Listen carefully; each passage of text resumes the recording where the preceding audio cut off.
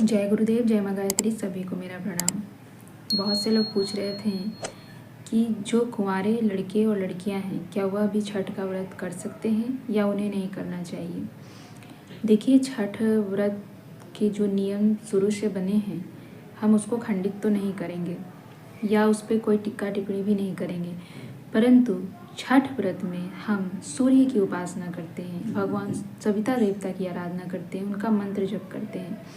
तो जो भी कुंवारे लड़के लड़कियां हैं वह कर सकते हैं। उनको बस पानी में खड़े होकर और हाथ जोड़कर भगवान सविता देवता की आराधना करनी चाहिए। साथ ही साथ गायत्री मंत्र का जप करना चाहिए। यानी कि जितनी देर सूर्य उदय और सूर्य अस्त का विधान है, उतने समय आप जल में हाथ जोड़कर खड़े हो जाइए और गायत्री मंत्र का जप कीजिए, किसी भी सूर्य मंत्र का जप कीजिए और उतनी देर उपासना कीजिए। बाकी जो सभी व्रती व्रत करते हैं उसके अनुसार आप भी खड़े हो जाइए उनके साथ, और उनके साथ उतनी देर तक खड़े रहिए जितनी देर तक वो खड़े रहते हैं। इसके बाद जब सूर्य अस्त होने लगता है, जब सभी माताएं बहनें सभी पुरुष अर्घ देना शुरू करते हैं, तो उस समय आप भी जल से लेकर अर्घ दे दीजिए और इस तरह से आप अपनी व्रत को कर सकते हैं।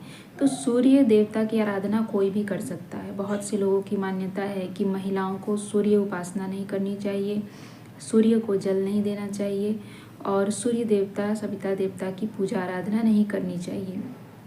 इसकी एक मान्यता ये हो सकती है कि जो हमारे पुराणों में, हमारी कथाओं में या हमारे शास्त्रों में वर्णन आता है कि सूर्य उपासना इतना शक्तिशाली है कि जो भी हम चाहते हैं उसको प्राप्त कर सकते हैं। जैसे कुंती जी ने जब इस व्रत को किया था, यानी सूर्य की आराधना की थी, तब उनको कर्ण के समान पुत्र प्राप्त हुआ था।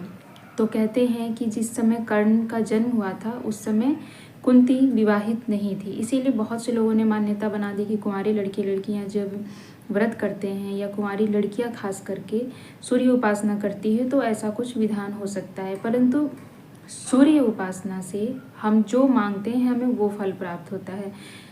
महत्व ये है कि आप किस प्रकार से सूर्य की उपासना करते समय अपनी मन स्थिति को बनाते हैं, आप कौन से भाव बनाते हैं, उसके हिसाब से आपको फल प्रदान होता है। छठ व्रत में भी ज़्यादातर लोग पुत्र पुत्री के लिए इसकी मान्यता को रखते हैं कि इस व्रत को करने से संतान प्राप्ति होती है, इस व्रत को करने से संतान सुख प्राप्त होगा, जिनकी संतान नहीं होती है उनको संतान होंगी। लेकिन ऐसा नहीं है। सूर्य उपासना ऐसी उपासना है कि आप जो भी मन वांछित फल प्राप्त करना चाहते हैं, जो भी आप फल की इच्छा करते हुए इस व्रत को करते हैं, सूर्य की उपासना करते हैं, तो आपको वैसा ही फल प्राप्त होता है।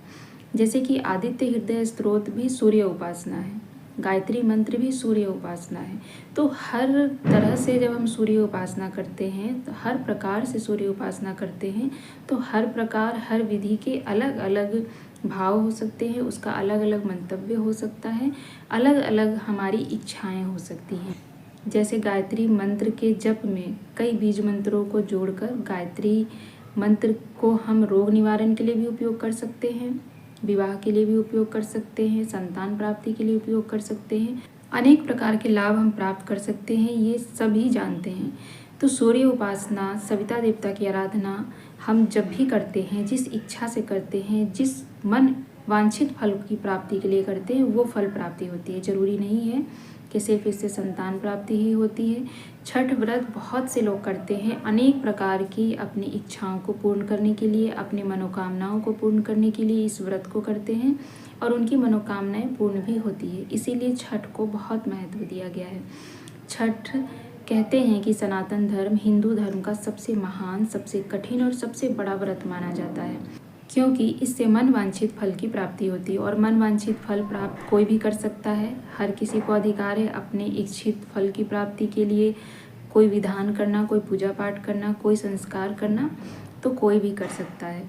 तो मैं तो ये कहूँगी, तो जो भी इस व्रत को करना चाहते हैं, अपनी इच्छाओं को पूर्ण करने के लिए करना चाहते हैं, वो कर सकते हैं। जितनी देर सूर्य में खड़े होकर वो उपासना करेंगे, मंत्र जप करेंगे, उतना उनको लाभ प्राप्त होगा। तो हर पूजा का अलग अलग लाभ होता है। जैसे राम जी ने आदित्य हृदय स्तोत्र का लाभ किया तो संतान प्राप्ति के लिए नहीं किया था, रावण पर विजय प्राप्त करने के लिए किया था। तो सविता की आराधना, सूर्य की आराधना आप विजय प्राप्त करने के लिए कर सकते हैं, अपने समस्याओं को दूर करने के लिए कर सकते हैं, रोग के निवारण के लिए कर सकते हैं, अपने जीवन में खुशियों को प्राप्त करने के लिए कर सकते हैं। और कहते हैं ज्योतिष शास्त्र में कि जिसका सूर्य मजबूत होता है उसके पास धन की कमी नहीं होती है, जिसका गुरु मजबूत होता है उसके पास धन की कमी नहीं होती है। सूर्य बलवान बनाने के लिए अनेक उपाय बताते हैं। तो सूर्य की उपासना करने से आप अनेक लाभ प्राप्त कर सकते हैं। आपको सूर्य की उपासना करनी चाहिए, जिस विधि से करनी चाहिए उस विधि से कीजिए, लेकिन सूर्य उपासना प्रत्येक व्यक्ति को अपने जीवन में शामिल करना चाहिए। और जो लोग भी कहते हैं कि स्त्रियों को नहीं करना चाहिए, मिथ्या है। स्त्रियों को भी हर चीज़ की प्राप्ति करनी होती है। स्त्रियों के जीवन में भी अनेक प्रकार के संकट होते हैं, स्त्रियों के जीवन में भी अनेक प्रकार की परेशानियाँ होती हैं। और एक ही सविता देवता है जो सबके लिए एक समान कार्य करते हैं। स्त्रियों के लिए अलग सविता देवता नहीं है, पुरुष के लिए अलग सविता देवता नहीं है कि पुरुष यदि सविता देवता की आराधना कर रहे हैं तो उनके कष्ट निवारण करने के लिए अलग सविता देवता हैं, और स्त्रियां जब करेंगी तो उनके कष्ट निवारण के लिए कोई अलग सूर्य या कोई अलग सविता देवता बनाए गए हैं जो केवल स्त्रियों के हिसाब से चलेगा। ऐसा कुछ नहीं होता है। एक ही सविता देवता है, एक ही सूर्य है। सूर्य को पूरे ब्रह्मांड का प्राण कहा गया है और स्त्रियां भी इस ब्रह्मांड का ही एक अंग है। तो इसलिए स्त्रियों को भी सूर्य उपासना का अधिकार है, गायत्री का अधिकार है। इसीलिए पूज्य गुरुदेव ने कहा है कि कुछ लोगों ने बहुत सारी मिथ्याएं स्त्रियों के प्रति पाल रखी है, स्त्रियों के मन को भ्रमित करने के लिए बना रखी है। उन चीज़ों पर हमें ध्यान नहीं देना है और हमें अपने गुरु की आज्ञा मानते हुए, गुरु के हिसाब से चलते हुए हर कार्य को करते रहना है।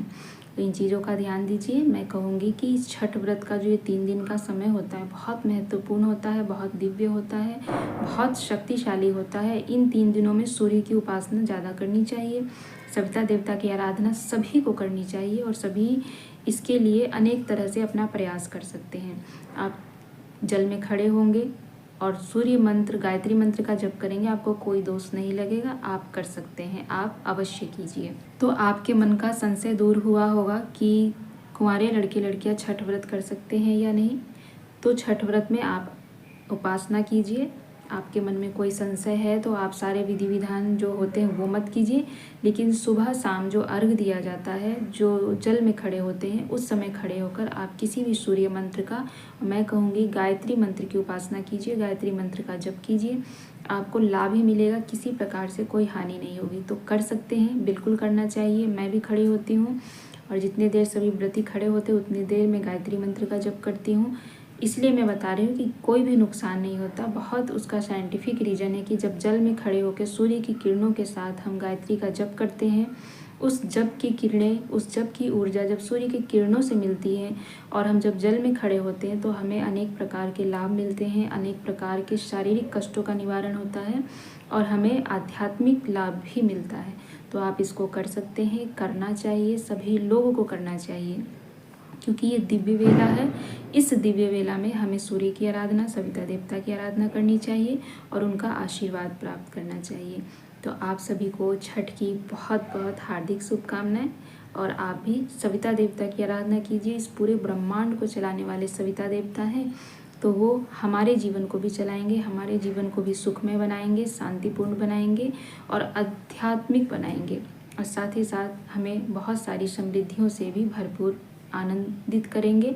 ऐसी हमारी कामना रहेगी। इसी कामना के साथ हम सभी सविता देवता की आराधना करें और एक बार पुनः सभी को छठ व्रत की हार्दिक शुभकामनाएं।